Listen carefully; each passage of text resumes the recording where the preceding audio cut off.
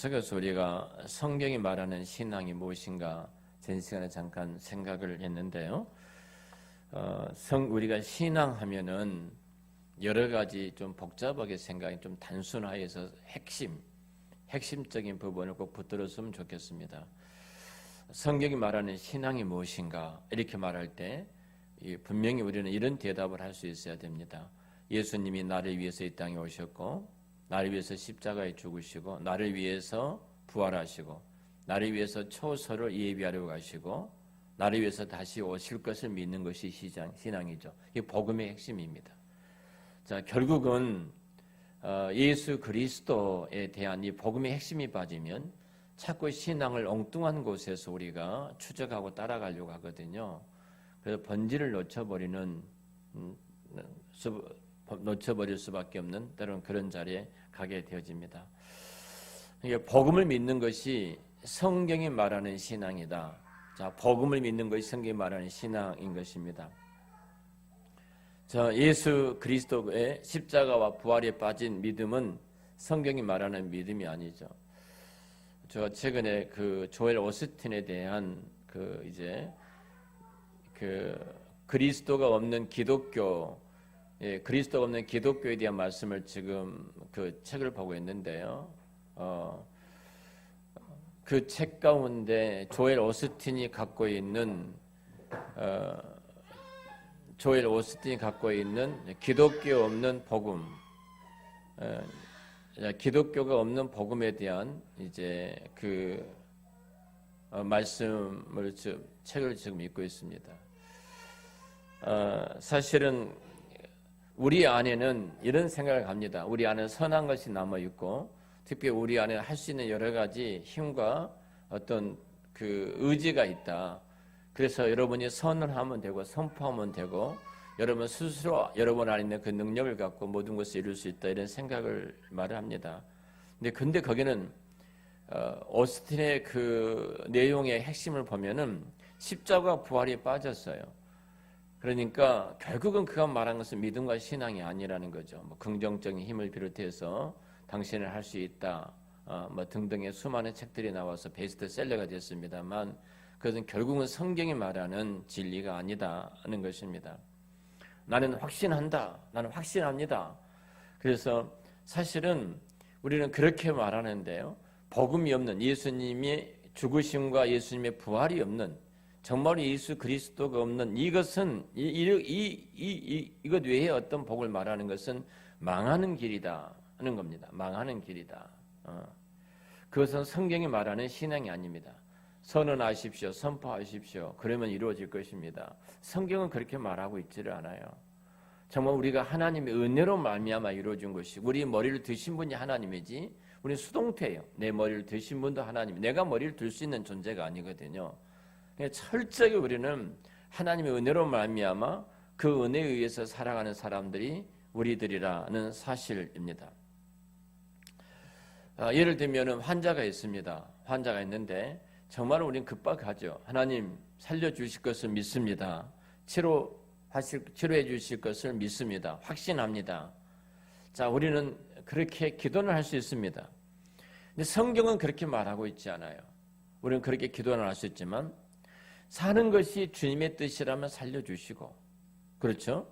주님 앞에 가는 것이 주님의 뜻이라면 주님이 데려가실 것입니다. 만약 환자를 앞에 놔두고 목사가 이렇게 기도한다면 굉장히 기분 나쁠 거예요. 그렇잖아요. 정말로 어느 성도가 병원에 입원해 있는데 목사가 찾아가서 사는 것이 주님의 뜻이라면 살려주시고요. 주님 앞에 가는 것이 주님의 뜻이라면 주님 데려가 주십시오. 내 뜻대로 마옵시고 아버지 뜻대로 하옵소서. 자, 이렇게 말한 것이 성경이 말하는 믿음이고 성경이 말하는 하나님의 뜻이거든요. 근데 우리는 그렇게 기도하면 기분 나쁘게 생각될 것 같으니까 하나님 살려주실 것을 믿습니다. 치료해 주실 것을 확신합니다. 이렇게 말을 하는데 이것은 우리가 믿음이 아니다 하는 것입니다. 자, 우리가 다시 아벨이 믿음으로 제사를 드렸다는 말을 좀 정리하겠습니다. 저는 시간에 말씀드렸던 것처럼 오직 예수님을 믿는 믿음으로 예배를 드렸다는 내용이다 하는 걸 말씀을 드렸죠. 그러니까 오실 예수님을 믿었다는 것은 그가 여인의 후손, 곧 하나님의 백성이라는 뜻입니다. 그러니까 하나님을 예배하기 위해서 짐을 받은 하나님의 자녀라는 뜻이죠. 우리가 이미 앞에서 쭉 공부를 해왔던 것처럼 하나님께서 이 천지 만물을 창조하신 목적이 자기 백성을 구원하기 위함이죠. 자기 백성을 구원하기 위함이 이 천지 창조 목적이 있어요. 특히 그 많은 백성들 가운데 구약에서는 이스라엘과 신약의 성도들은 하나님을 예배하는 백성으로 창조하셨다. 이 철저히 하나님과 관계 속에서 예배를 떼놓고는 관계를 생각할 수 없는 거예요. 그러니까 정말로 예배를 분리해서는 하나님과 관계를 생각할 수가 없다. 다만 우리를 지으시고 창조하신 목적이 예배를 위해서 창조하셨기 때문에, 예배를 위해서 우리를 지으셨기 때문에, 예배를 위해서 우리를 구속하시고 하나님의 자녀로 부르셨기 때문이에요. 그냥 정말로 이 부르심의 그 은혜를 아는 자는 예배에 목숨을 거는 것입니다.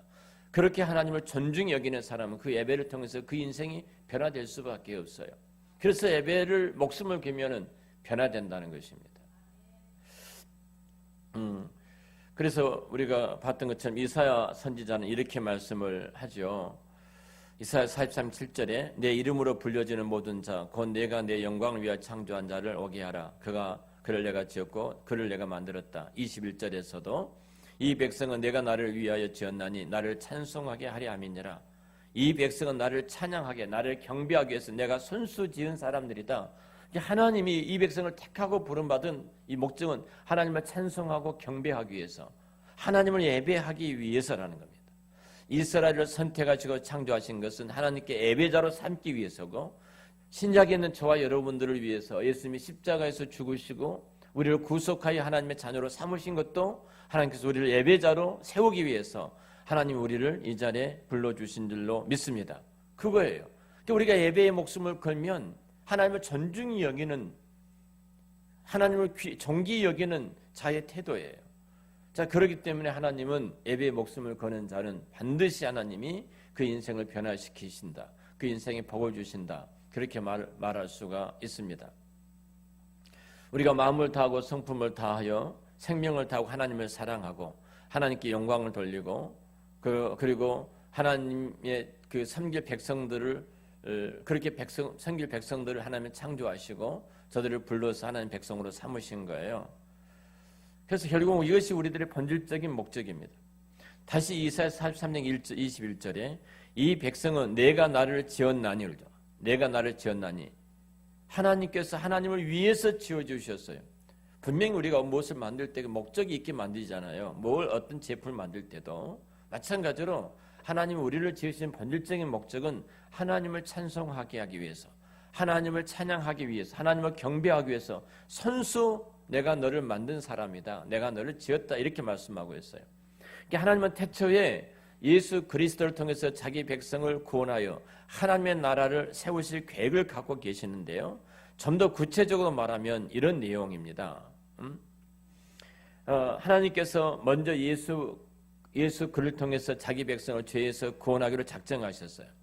더 구체적으로 말하면 택하시고, 영원전에 택하시고 택함받은 자기 백성을 구원하기 위해서 예수님이 인간의 몸을 입고 이 땅에 오시고 십자가에서 죽으시고 부활하시고 승천하시고 재림 과정을 거쳐서 죄에서 자기 백성을 구원하여 영화롭게 하기 위해서 예수님께서 이 자기 백성을 지으신 거예요. 이 과정에서 예수 그리스도의 엄청난 희생과 사랑에 요구되는 구원의 방식이었습니다. 그냥 주어진 것이 아니에요. 값싼 구원이 아니라 무료 구원이에요. 값싼 것이 아니에요. 무료예요, 무료. 하나님께서 내게 베풀어 주신 것은 무료인데 그 무료에 주신 선물이라는 것은 이 지구와 우주를 죽어도 바꿀 수 없는 하나님의 놀라운 희생이 있었기 때문에 우리가 하나님의 자녀로서 이 자리에 있게 된 줄로 믿습니다. 그 목적이 뭐라는 거예요? 예배하기 위해서, 하나님을 찬송하고 찬양하기 위해서 우리를 지으신 거예요. 그래서 결국은 우리가 특별히 이제 하나님 자기 백성들을 제위해서 구원하기 위해서 십자가에서 이제 죽으셔야 했는데요.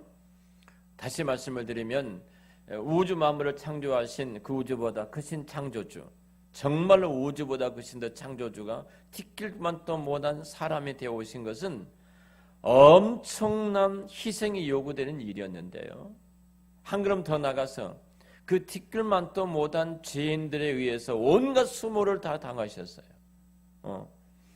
그들에 의해서 십자가에 달리시고 고통을 당하시고 하나님과 단절된 경험을 하셨어요. 이것은 하나님의 관점을 보자면 어마어마한 희생이고 사랑이고 은혜였습니다. 그래서 빌립보서 2장 6절부터 8절까지 이렇게 말씀을 하죠.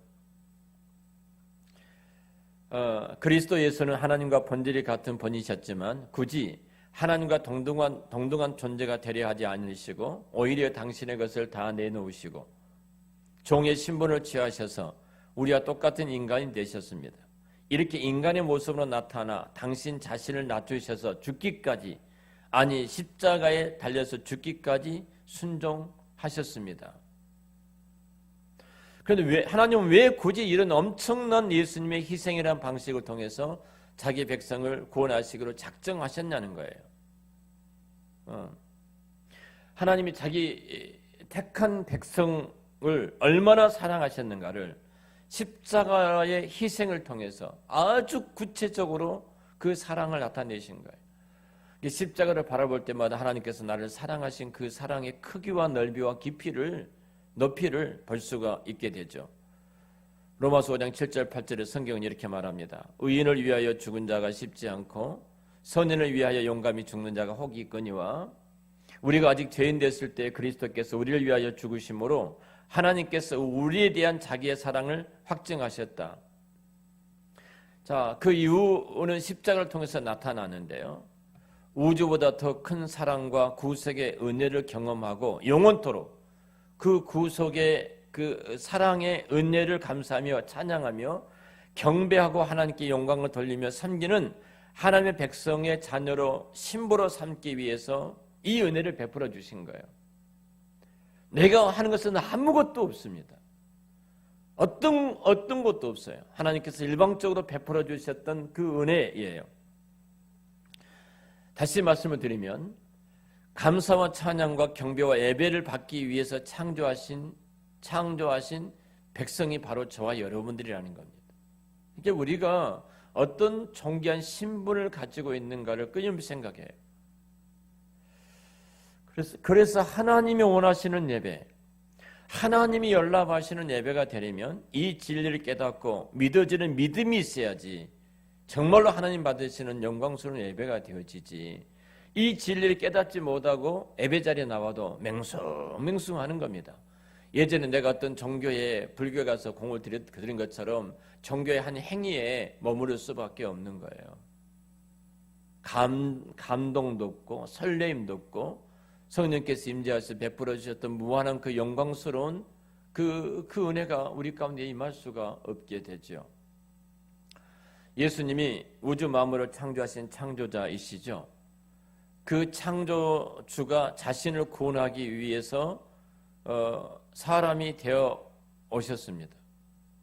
자신을 위해서 죽으시고 부활하시고 승천하시고 다시 재림하실 것을 믿어지는 믿음이 있어야 해요. 그러니까 자기 백성을 구원하기 위해서 사람이 되어 오셨다. 자기 백성을 위해서 죽으시고 자기 백성을 위해서 부활하시고 자기 백성을 위해서 승천하시고 다시 재림하실 것이라는 분명한 믿음이 있어야지, 그 믿음이 있어야 그 사랑과 은혜가 경험이 되어지고 감동이 넘치고 정말 우리가 모든 것 다 드릴지라도 전혀 아깝지 않고 더 드리고 더 헌신하고 싶은 것이 구원받은 백성들의 하나님을 향한 헌신된 그 은혜 속에 있는 복음의 힘에 의해서 살아가는 하나님 백성들의 모습이다고 말씀을 드릴 수 있어요. 그래서 예배는 우리 예식에 참여하면은 그냥 저절로 드려진 것이 아니다는 겁니다. 제가 말씀드렸던 예배당에 나와서 찬송을 불러주고 헌금해주고 설교를 들어주면 되는 것이 아니라는 겁니다. 그 구속의 은혜를 아는 것만큼, 그 구속의 사랑을 경험한 것만큼 예배를 하나님 앞에 드릴 수가 있어요. 그러니까 내가 만약에 이 구속의 은혜와 경험을 내가 알지 못하면 주께서 그 은혜를 구하고 성령께서 2000년 전에 그 사건이 오늘 나의 사건이 되도록 기름 부으심을 우리가 임하도록 우리가 구해야 하는 것입니다.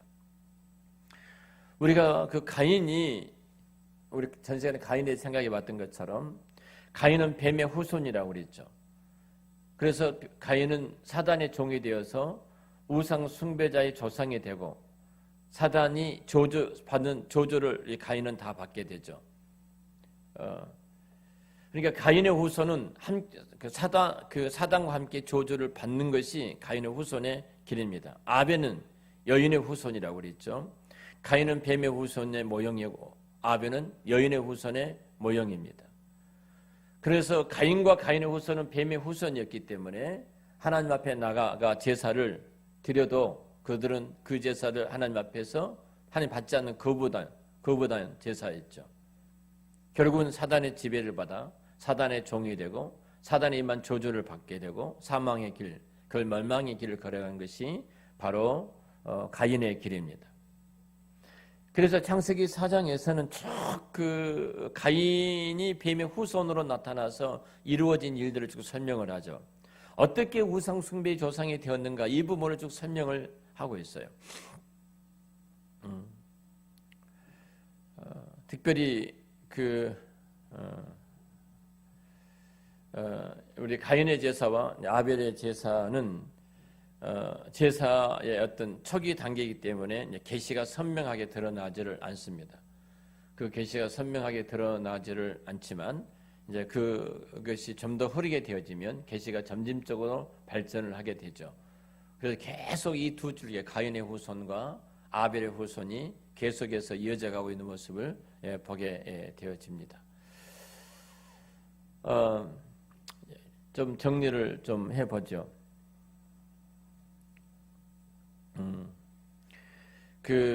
사실 가인의 제사, 아벨의 제사는 사실은 이제 시발점이잖아요. 창세기의 시발점이기 때문에 그 계시가 분명하게 이렇게 선명하게 우리 앞에 드러나지는 않았습니다. 그런데 결국은 가인이 이제 아벨을 죽였다는 거죠. 아벨을 이렇게 살해를 했는데요. 이 가인이 아벨을 죽였던 이 사건은 결국은 예수 그리스도가 십자가에서 죽은 어떤 죽음을 당하는 그 십자가 사건의 어떤 모형이라고 말할 수 있어요. 그러니까 아벨의 그 죽음은 예수 그리스도의 장차 십자가의 죽음에 대한 그림자입니다. 그림자예요. 그걸 보면서 그리스도께서 자기 백성을 구속해 주시는 그 은혜가 어떻게 임한가를 볼 수가 있게 되어집니다. 계속해서 예수를 십자가에 못 박아 죽이는 사탄의 무리들의 모습들이 등장을 하죠. 그러니까 아벨은 죄인들을 대신해서 십자가에 죽어가는 예수님의 모형인데요. 그래서 아벨은 예수님의 모형이고 가인은 뱀의 후손의 모형이다 하는 겁니다. 자, 우리가 그 늑대 새끼도 어릴 때는 강아지같이 귀엽죠. 강아지같이 귀엽습니다. 성장하면 그 늑대가 이제 포악한 모습으로 이제 바뀌어지죠. 아주 잔인하고 포악한 모습으로 그 늑대가 바뀌어진 것을 보게 됩니다. 이빨을 드러내면서 이제 아주 공격성이 이제 드러나게 되어지죠. 이와 마찬 우상 숭배 계시에 이제 그 가인의 이제 시발점이기 때문에 우상 제사나 하나님께 드리는 제사나 비슷한 같이 보이죠. 가인도 제사를 드렸고 아벨을 제사를 드렸는데 이제 비슷하게 보여요. 그러나 본질은 다릅니다. 시작은 비슷한데 끝은 완전히 다르죠.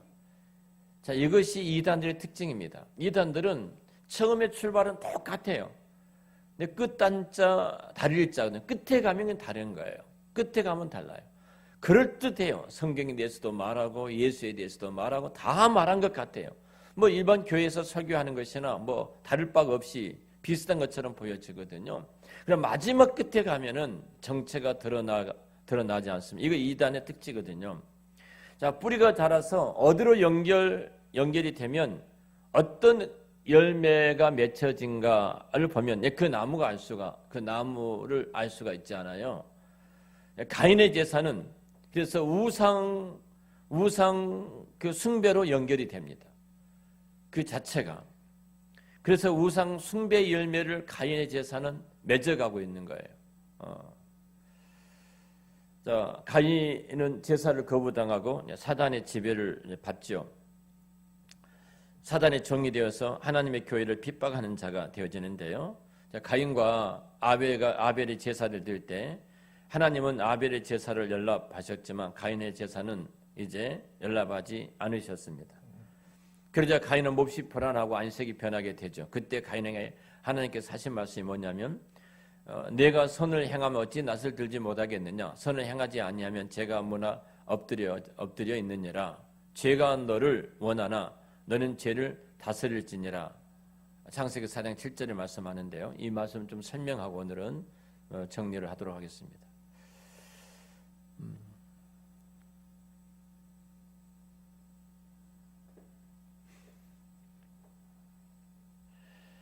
창세기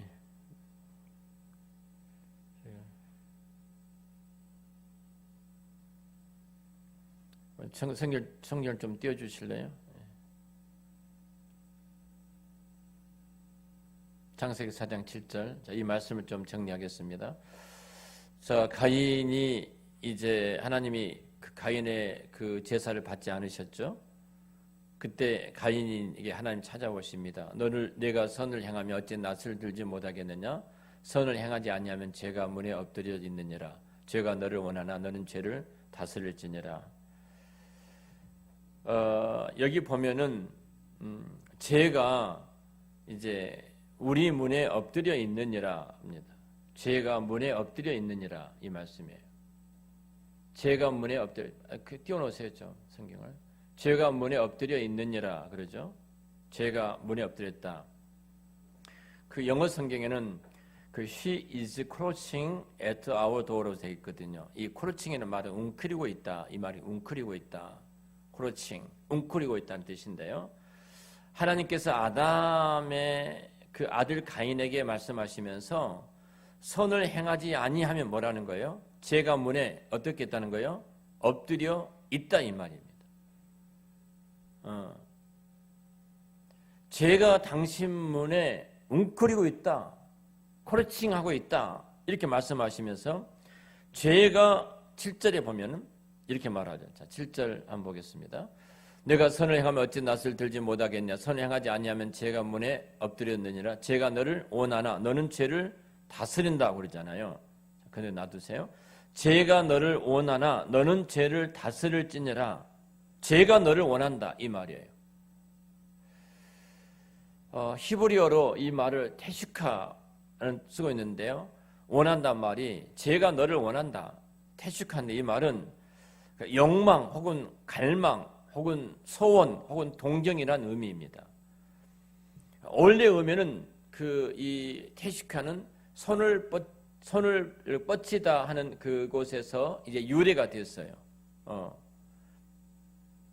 그러니까 제가 문 밖에서 이 말이에요. 손을 들고 나 좀 들어가게 해주세요. 이렇게 나는 거예요. 나 좀 들어가게 해주세요. 사단이 문 밖에 들어오려고 지금 갈망하고 있다는 거예요. 문 밖에서.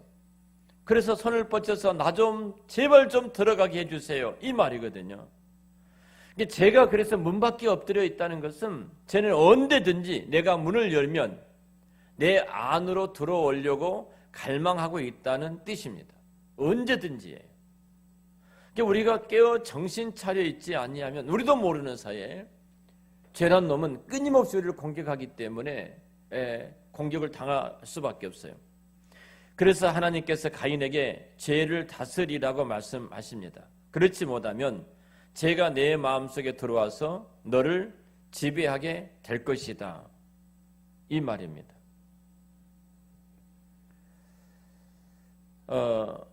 요즘 TV 보면은 강아지 키우는 사람들이 굉장히 인기 있는 이렇게 등장을 하고 있는 것을 여러분 보셨을 것입니다. 어떤 강아지는요, 낮에는 집에서 놀고 밤에는 이제 베란다에서 잠을 자더라고. 이런 강아지가 있더라고요. 집에서 같이 놀아요. 아침이 되면 자 거실 문 딱 앞에 딱 붙어서서 자 문을 열어주기만을 기다리고 있어요. 베란다에서요. 그 문을 열면 쏜살같이 이제 뛰어 들어오려고 준비를 합니다.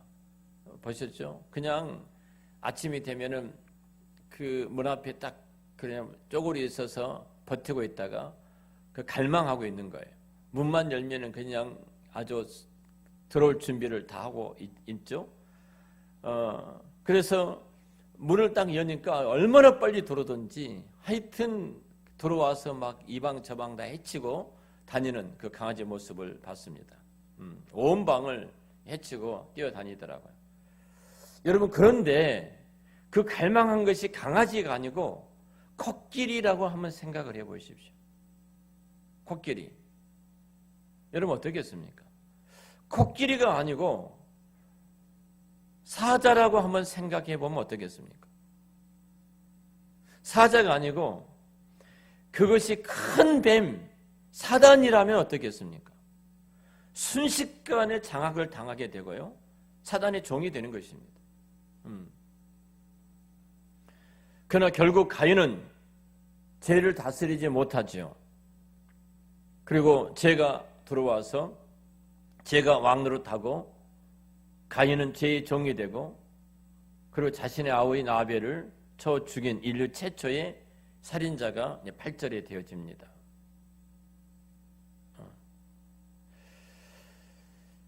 가인은 죄를 다스리지 못하고 죄의 다스림을 받아 죄의 종이 되어 결국 자기 친동생을 죽이는 살인죄를 범하게 되죠. 결국 가인은 움켜쥐고 있었던 사자 같은 사탄이 들어와 사단의 밥이 되고 말았습니다. 마찬가지예요.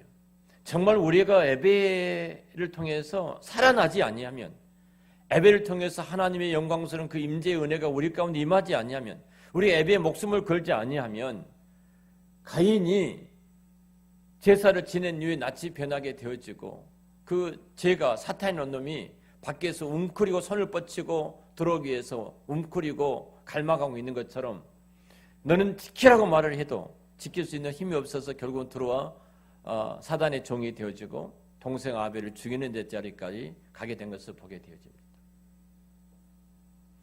우리가 왜 예배의 목숨을 걸어야 되는가? 여기에 사는 길이 있기 때문에 그렇습니다. 우리가 한 주간 동안 영적인 승리를 위해서는요, 주일 예배에 목숨을 걸어서 영적으로 충만하고 그 말씀으로 풍성하고 하나님의 임재 속에 들어가지 아니하면 죄라 놈은 끊임없이 갈망하여 우리의 문을 열기만 하면 뛰어들려고 준비하고 있기 때문에 우리는 여지없이 무너질 수밖에 없는 거예요. 그래서 하나님은 자기 백성들 매주 한날을 구별하여 자기 백성을 부르시고 그 예배 가운데 임재하셔서 하나님 영광스러움을 덧입혀 주시고 하나님 의의 옷을 입혀주시고 그리고 그 하나님의 은총 가운데 자기 백성들을 거함으로 또 한 주간 동안 승리의 길을 걷도록 이 은혜를 베풀어 주신 거예요. 근데 우리가 이 예배를 대충 드리고 그냥 가인처럼 이렇게 하다가는 우리도 모르는 사이에 정말로 치명적인 영적인 무너짐을 경험할 수밖에 없는 것입니다. 왜 예수 믿는 사람들이 저러는가? 원인은 거기에 있어요. 예배의 목숨을 걸라는 겁니다. 예배의 목숨을 거는 자는 그 인생이 변화되는데 예배의 목숨을 걸지 않기 때문에 인생의 변화가 없으니까 죄의 문을 항상 열어놓고 사단이 들어와서 그냥 나를 좌지우지하다 보니까 그렇게 못되고 어두운 길을 걸어가는 모습을 보게 되거든요. 저와 여러분 우리 한사람교회는 모두가 다 정말로 예배의 목숨을 걸므로 이 어두운 시대에 우리가 무너지지 않고 가인처럼 죄의 종이 사단의 종이 되지 않고 하나님의 고려하신 백성 하나님의 종이 되어서 하나님 앞에 존귀하게 쓰임받는 예배의 승리, 예배에 성공하는 은혜가 있으시기를 우리 주의 이름으로 축원합니다. 기도하겠습니다.